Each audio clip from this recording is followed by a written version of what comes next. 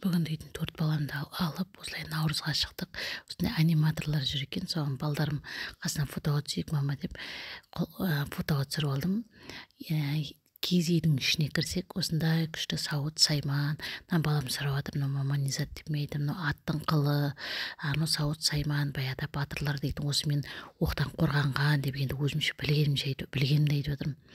Мына жерде сол 3 балам бар, қызым бар, 4-мен осылай наурызға шыққан жайымыз бар. Қасында домбыра тұр.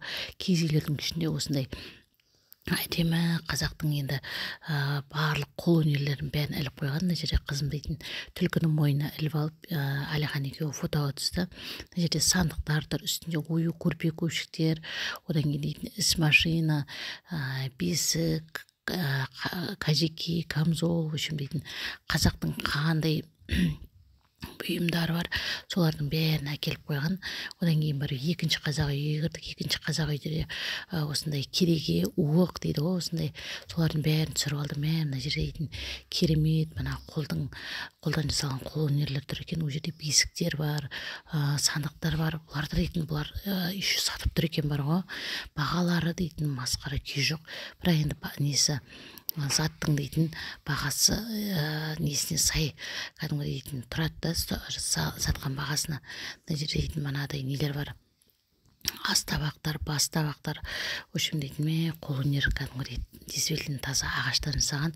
Мына астындағы столды қателеспесем, мына томалақ стол бар ғой, соның өзі бір 200 бір нәрсе мың деген сияқты, ұмытып қалмасам.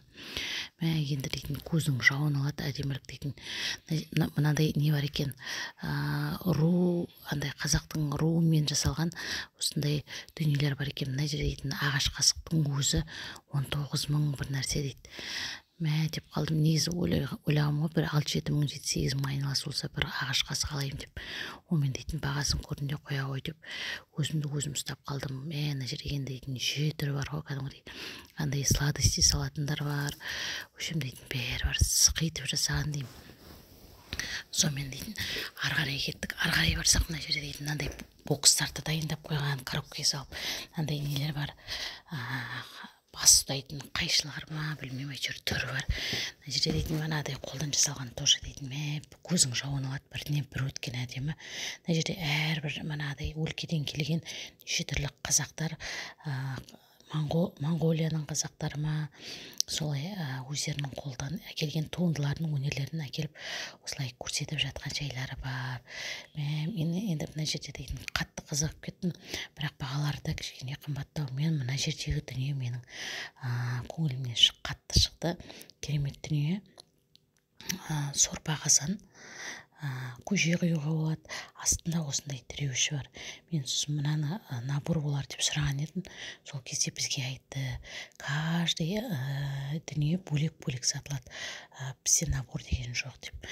Сонда примерно есептесем, мына ар жағындағы 3 аяқты стойкасымен, 12 кесесімен, сосын қазанымен 280 бір деген, сондай 300 мыңға жақын. Сыртқа шығып қалсақ, мына жерде асық атып жатыр екен, оны қарадық. Содан кейін 3-ші киіз үйге кірдік. Негізі жалпы біздер киіз үйлерге андай көже, бауырсақ, балаларға, мен өзім оразамын, балаларға сондай берейінші деп келген едім. Онымен біздер жай келіп қалдық. Біздер келгенде уже наурыз басталып, орта жағы болып жатыр екен. Мына жерде дейтін бәрі, жұрттың бәрі балаларын киіндіріп фотоға түсіп жатыр екен. Сосын біздер де очередке тұрдық та, Ариф фотоға түспеймін дейді. Одан кейін Әлиханды осы жерге әкеліп фотоға түсірейін деп очеред күтіп тұрдық.